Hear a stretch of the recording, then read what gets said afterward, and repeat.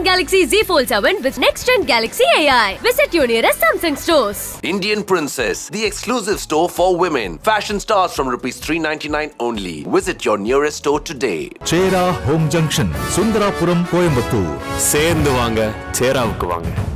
பாலுமகேந்திரா அவர்கள் என்னுடைய நேரடி குருநாதர் இல்லை, குருநாதரின் குருநாதர். அதனால் எனக்கு அவர் குருநாதர் தான். நான் உதவி இயக்குனராக இருக்கிற காலகட்டத்தில் நீங்கள் என்ன மாதிரி டைரக்டராக வரணும்னு ஆசைப்படுறேன்னு என்கிட்ட கேட்கும் பொழுது நான் உதாரணம் காட்டியது பாலுமகேந்திரா அவர்களை தான். ஒரு வீடு போன்ற திரைப்படத்தையும் ஒரு ரெட்டைவால் குருவி போன்ற ஒரு திரைப்படத்தையும் அவர் அனுபவத்தின் மூலமாக தான் எடுத்தாருன்னு நான் நம்புகிறேன். அதை எங்கே போய் சொல்கிறேன்னு தெரியாமல் தான் படைப்பாக கொண்டு வந்து வெளியில் வைக்கிறாரு. உலகத்தையே சந்தோஷத்தில் ஆழ்த்திய சார்லி சாப்ளின் சந்தோஷமாக வாழ்க்கையில் இருந்ததே இல்லை. எந்த படைப்பாளிகளுக்குள்ள அதிக சோகமும் அதிக வலியும் இருக்கோ அவர்களுடைய படைப்பு ரொம்ப சிறந்ததாக இருக்கும்னு நான் நம்புகிறேன். பள்ளி கல்லூரி காலகட்டத்தில் நான் பார்க்குற படங்களில் சோகப்பாட்டு இருந்தால் காட்சி எனக்கு பிடிக்காது. ஆனால் தனிமையில் இருக்கும்பொழுது சோகப்பாடல்களை பாடுவது ரொம்ப பிடிக்கும். திட்டி திட்டி பேசினாலும் வட்டியில் சோறு வப்பா, ஒட்டி போன உடம்புனாலும் உசுர விட்டு பாசம் வப்பா, தின்ன வாயில் திட்டினாலும் என்ன அவ வெறுத்ததில்லை, கந்த துணி கட்டினாலும் கண்கலங்கி பார்த்ததில்லை. உங்களுடைய குரு நம்முடைய பாலுமகேந்திரா சார் அவர்கள் ஒரு இன்டர்வியூவில் சொல்லியிருப்பாங்க, சினிமா மேக்கர்ஸ் டிரெக்டர்ஸ் ரொம்ப சென்சிட்டிவாக இருக்கணும். அவங்களுடைய ஒவ்வொரு க்ரியேஷன்லேயுமே அவ்வளோ சென்சிட்டிவான விஷயங்கள், ரொம்ப அப்ரோச்சே சென்சிட்டிவாக இருக்கணும். பேசிக்லி அதுதான், அவ்வளோ எமோஷன்ஸ் இருக்கணும் அப்படின்ட்டு. அப்போ தான் அவங்களுடைய படைப்பு அந்த மாதிரி வரும், அது ரிஃப்ளெக்ட் ஆகும் அப்படின்றது அவருடைய நம்பிக்கை. ஆனால் அது பர்சனல் லைஃப்பில் ஒரு பெரிய அடியாக வேறு இருக்கலாம். ரொம்ப சென்சிட்டிவாகவும் இருந்தால் நம்ம எல்லாத்துக்கும் ரொம்ப வருத்தப்பட்டுட்டோம், ரொம்ப இமோஷ்னலாக இதாகிட்டு இருப்போம். நீங்கள் இதை எப்படி சார் பார்க்குறீங்க?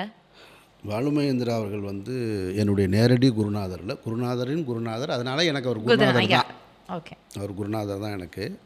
அவருடைய படைப்புகளை பார்த்து, அதாவது வெறுமனே அவர் என்னுடைய குருநாதருடைய குருநாதராக இருந்தாருன்றதுனால மட்டும் இல்லை, நான் உதவி இயக்குனராக இருக்கிற காலகட்டத்தில் நீங்கள் என்ன மாதிரி டைரக்டராக வரணும்னு ஆசைப்படுறேன்னு என்கிட்ட கேட்கும் பொழுது நான் உதாரணம் காட்டியது பாலுமகேந்திரா அவர்களை தான். ஸோ அதனால் அவருக்கு எனக்கு எப்போயுமே குருநாதர் தான். ஒரு இயக்குனர் சென்சிட்டிவாக இருக்கார், அப்படி இருக்கணுன்றது இருப்பாங்க, இருந்தால் தான் அந்த படைப்பு வரும். ஆனால் அதை அனுபவத்தின் மூலமாக தான் உணர முடியும்னா அனுபவத்தின் மூலமாக தான் உணர முடியும். ஒரு வீடு போன்ற திரைப்படத்தையும் ஒரு ரெட்டைவால் குருவி போன்ற ஒரு திரைப்படத்தையும் அவர் அனுபவத்தின் மூலமாக தான் எடுத்தாருன்னு நான் நம்புகிறேன். ஓகே, அது சொந்த அனுபவம் தான்.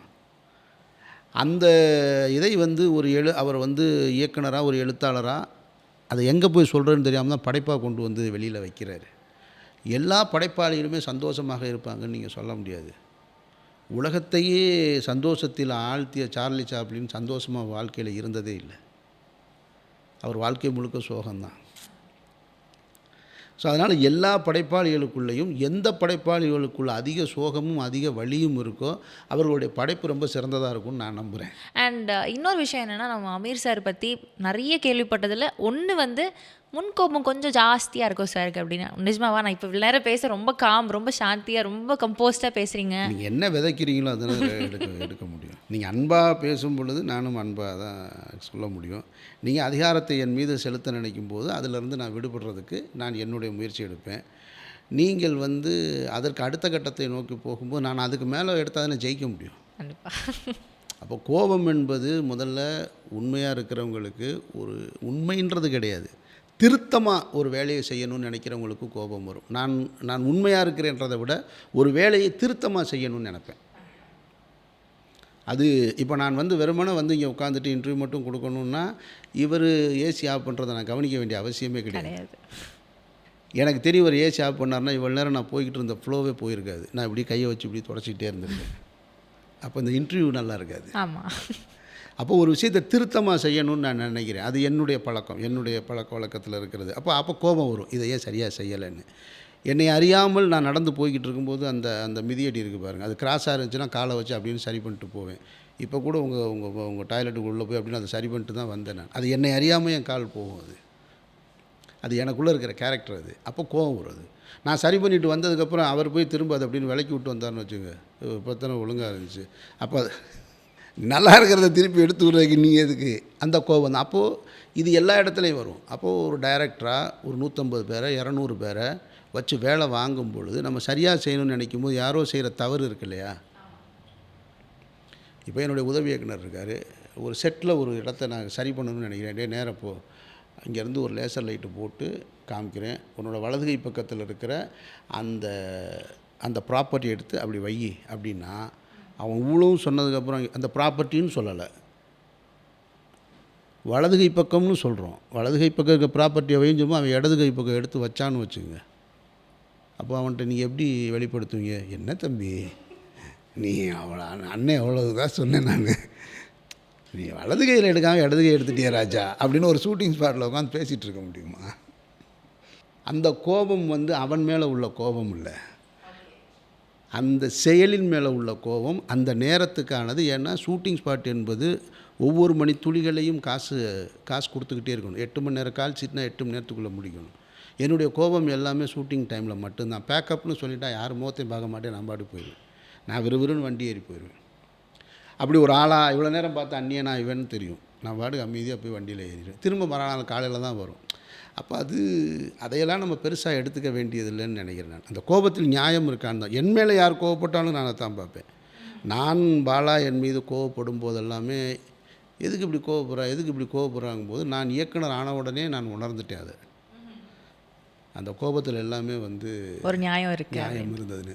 நான் அதே கோபத்தை தான் சசிகுமார் மேலே வைக்கும் பொழுது, சசி இயக்குனர் ஆன உடனே அவனுடைய முதல் இன்டர்வியூவில் சொல்கிறான், அன்னை திட்டிக்கிட்டே இருப்பார் எப்போ பார்த்தாலும், ஆனால் இப்போ தான் தெரியுது அது எதுவுமே திட்டல் இல்லை தீட்டல்னு.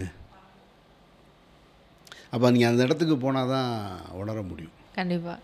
அப்போ எல்லாவற்றிலுமே நம்ம அதை பர்ஃபெக்ஷனாக இருக்கணும்னு நினைக்கும் போது கோபம் வரும். அது ஒன்றும் பண்ண முடியாது, தவிர்க்க முடியாது. சார், அதே மாதிரி உங்களுடைய படங்களில் வந்து இசைக்கு ஒரு முக்கியத்துவம் கண்டிப்பாக கொடுத்துருப்பீங்க. ரொம்ப நல்லாயிருக்கும் அது வந்து. I can't explain. Over the ages இவ்வளோ நாளுமே நம்ம அதை செரிஷ் பண்ணி அதை இன்றைக்கும் என்ஜாய் பண்ணி நல்லா கேட்குற மாதிரியான இசையாக தான் இருக்குது. ஸோ உங்களுக்கும் இசைக்குமான அந்த ஒரு கனெக்ஷன் எப்படிப்பட்டது சார்? ஆக்சுவலாக இசையில் எனக்கு ரொம்ப விருப்பமானது வந்து 2 எக்ஸ்ட்ரீம் சாங்குடைய மியூசிக்குடைய லவ்வர் நான். ஒன்று குத்துப்பாட்டு, இன்னொன்று வந்து வெஸ்டர்ன். 2 எக்ஸ்ட்ரீம் எனக்கு ரொம்ப பிடிக்கும். நான் பள்ளி கல்லூரி காலகட்டத்தில் நான் பார்க்குற படங்களில் சோகப்பாட்டு இருந்தால் அந்த காட்சி எனக்கு பிடிக்காது. ஆனால் தனிமையில் இருக்கும்பொழுது சோகப்பாடல்களை பாடுவது ரொம்ப பிடிக்கும். படத்தில் பார்க்க பிடிக்காது, ஆனால் பாடுவது ரொம்ப பிடிக்கும்.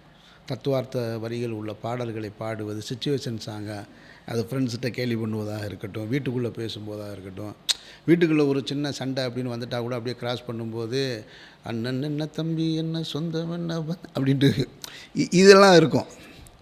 படத்தில் ரசிப்பனா இல்லையான்றது தெரியல. ஆனால் என்னுடைய படங்கள்னு வரும் பொழுது நான் ஃபஸ்ட்டு சூஸ் பண்ணது வந்து மெலடி தான், மௌனம் பேசியதில்லை. ஸோ என்னுடைய ரசனையை தள்ளி வச்சுட்டு இந்த படத்துக்கு என்ன வேணும் அப்படின்னு தான் எனக்கு வந்து ஃபஸ்ட்டு சாங்கு கம்போஸ் பண்ணதே அன்பே என் அன்பே சாங்கு தான். ரொம்ப அழகாக வந்திருந்தது. இன்னைக்கு வரைக்கும் ஒரு மிக முக்கியமான ஒரு பாட்டு அது. அப்புறம் அதுலேயே வந்து ஒரு வெஸ்டர்னைஸாக இருக்கக்கூடிய ஒரு தத்துவ பாடலை போட்டோம், ஆடாத ஆட்டமெல்லாம் போட்டவங்க மண்ணுக்குள்ளன்னு ஒரு பாட்டு. அது யுவன் சங்கர் ராஜாவோட உட்காரும் பொழுது நான் சொல்கிறது, எனக்கு இதெல்லாம் பிடிக்கும், ஆனால் இது வேணாம், நம்ம வேறு ஒன்று போவோம், இப்படி தான் ஒன்றுன்னா ட்ரை பண்ணோம். ராம் திரைப்படத்தில் எடுத்துக்கிட்டிங்கன்னா கூட ஒரு லவ் சாங்கு ஒன்று பண்ணலாங்கும்போது அதுக்கு போட்ட டியூன் தான் ஆர்ஆர் டியூனு. அப்போ யுவன் சொல்கிறாரு ஒரு லவ் சாங் டியூனு கொஞ்சம், ஏன்னா ஹில் பேக் ட்ராப்னு சொன்னீங்க, இந்த மாதிரி ஒன்று பண்ணுவோன்னு. ஆனால் அந்த டியூனை கேட்க கேட்க கேட்க அந்த தத்தகாரத்தை கேட்க கேட்க எனக்கு வேறு ஒரு விஷுவல் தோணிக்கிட்டே இருக்குது. அப்போ நான் யுவன்கிட்ட போய் சொன்னேன், யுவன் நான் இதை வந்து லவ் சாங் இல்லை வேறு போட்டு கொடுங்க, நமக்கு லவ் சாங்கே வேணாம், பேத்தாசா வச்சுக்கிடுவோம். அதுதான் அந்த நிழலி நிஜமும் பிரிந்திடுமான்னு ஒரு பாட்டு ஒன்று இருக்கும், அதுக்கு வச்சுக்கிறோம். இதை நான் அம்மா பாட்டாமல், இது எப்படிங்க அம்மா பாட்டா மாதிரி, நீங்கள் இருங்க நான் லிரிக்கு ஃபைனல் பண்ணிட்டு வரேன் அப்புறமா சொல்கிறேன்ட்டு தான் ஸ்னேகனோட உட்காந்து அந்த லிரிக் ஃபைனல் பண்ணி அந்த தத்தகாரத்துக்கு எழுதி யுவன் கையில் கொண்டு போய் கொடுத்து அதை யேசுதாஸ் அவர்களை பாட வைக்கும் பொழுது ஒரு அம்மா பாட்டா மாறிடுச்சு. ஒரு மேஜிக் தான். அது ஒரு மேஜிக் தான் அது. இன்றைக்கும் இப்போ கேட்டால் கூட கண்ணில் தண்ணி வர்ற ஒரு பாட்டு அது. ஆமாம், ஏன்னா இதெல்லாம் சேரும்போது தான் அந்த இடத்துக்கு வருது. அப்படி தான் பருத்தி வீரனில் வந்து அறியாத வயசு பாடலாக இருக்கும்போது அந்த டியூனை போட்டு இது வந்து இது மாதிரியான ஒரு வரிகள் வரணும். 2 சின்ன பசங்களுக்கான பாட்டு. ஆனால் பாட வேண்டியது எந்த சிங்கரும் கிடையாது, நீங்களும் கிடையாது, ராஜா சார் தான் பாடணும். அவர் பாடினா தான் இது வந்து காதலாக மாறும். அந்த காதல் எல்லாருக்கும் மாறதாக இருக்கும். தன்னோட சின்ன வயசை நினச்சி பார்க்குறதா இருக்கும். ஏன்னா பாடுறவர் ஒரு பெரியவர் அப்படின்னு சொல்லி அந்த அறியாத வயசு புரியாத மனசு இப்படி ஒவ்வொரு பாட்டையும் இப்படி தான் டிசைன் பண்ணுறோம். ஆனால் எனக்கு ரொம்ப பிடிச்சது ஃபோக் சாங்கும் வெஸ்டர்னும் தான் ரொம்ப பிடிக்கும்.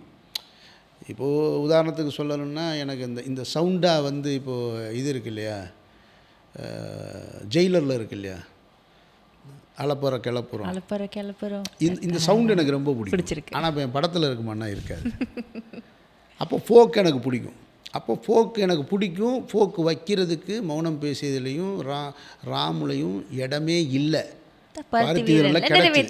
கிடச்சிச்சு விட்டுருவேனா நான் அந்த ஃபோக்குக்குள்ளே அந்த ரூட்டை பிடிச்சி எடுத்துட்டு. அப்போ வெஸ்டர்ன் பிடிக்கும். வெஸ்டர்ன் ஒரே ஒரு சாய்ஸ் கிடச்சது ராமில் அந்த பூம் பூம் சக்கலக்கன்னு அந்த பேஸ்கெட் பால் கிரவுண்டு சாங்கு அதில் பிடிச்சிக்கிட்டேன் நான். அப்போ எனக்கு எங்கே கிடைக்கும் போதோ நான் அந்த இடத்த விடுவேன். ஆனால் அதுதான் செய்வேனான்னா செய்ய மாட்டேன், மெலடி போவேன். இப்போ சந்தனத்தேவன் எடுத்துக்கிட்டிங்கன்னா மெலடி தான் போட்டிருக்கேன். இப்போ இதில் ஒரு பேத்தாஸ் ஒன்று பண்ணியிருக்கேன், இறைவன் மிகப்பெரியவனில். இதில் ஒரு ஃப்ரெண்ட்ஷிப் சாங் இருக்குது.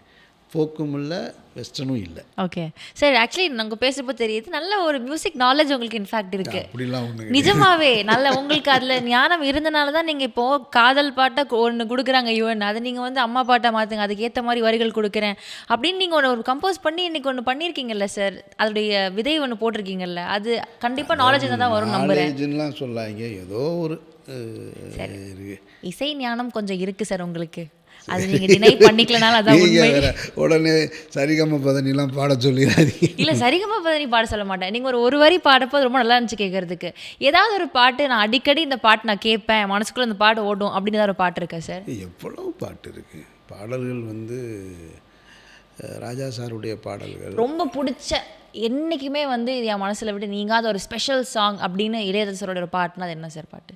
அப்படி இளையராஜா சாங்க ஒரு ராஜா சாருடைய ஒரு பாட்டுன்னு சொல்லி நிறுத்துவதில் எனக்கு உடன்பாடு கிடையாது. அப்போ மற்ற பாட்டுகள்லாம் அந்த தன்மை இல்லை சார். நான் வந்து ஒரு பாடல் உங்களை பாட கேட்கலான்னு நினச்சேன் சார். பாடுற அளவுக்குலாம் இல்லை, நான் அவ்வளோ தகுதி. நீங்கள் ஒரு லைன் பாடினீங்கல்ல, அண்ணன் என்ன தம்பி என்ன, அது ரொம்ப அழகாக இருந்துச்சு. அதனால நான் வந்து அது இல்லை, ராஜா சார் பாட்டு எனக்கு எல்லா பாட்டுமே பிடிக்கும். அதில் நான் அதிகமாக வந்து அம்மாவை எனக்கு பிடிக்குன்றதுனால நான் எனக்குள்ளே அல்லது நண்பர்கள்ட்ட உட்காந்து பேசும் பொழுது நான் பாடுற பாட்டு இந்த பாட்டு ரொம்ப பிடிக்கும். திட்டி திட்டி பேசினாலும் வட்டியில் சோறு வைப்பா, ஒட்டி போன உடம்புனாலும் உசுர விட்டு பாசம் வைப்பா, தின்ன வாயில் திட்டினாலும் என்ன அவ வெறுத்ததில்லை, கந்த துணி கட்டினாலும் கண்கலங்கி பார்த்ததில்லை, பொண்ணை கேட்கும் வாயில் சேலை கேட்ட ஆத்தா, நூலை கூட நானும் உனக்கு வாங்கி தந்ததில்லை அடியாத்தா, பொண்ணை போல ஆத்தா. அது ரொம்ப பிடிக்கும் எனக்கு. Samsung Galaxy Z Fold 7 with next gen Galaxy AI. Visit your nearest Samsung stores. Indian Princess, the exclusive store for women. Fashion stars from ₹399 only. Visit your nearest store today. சேரா ஹோம் ஜங்ஷன், சுந்தராபுரம், கோயம்புத்தூர். சேர்ந்து வாங்க, சேராவுக்கு வாங்க.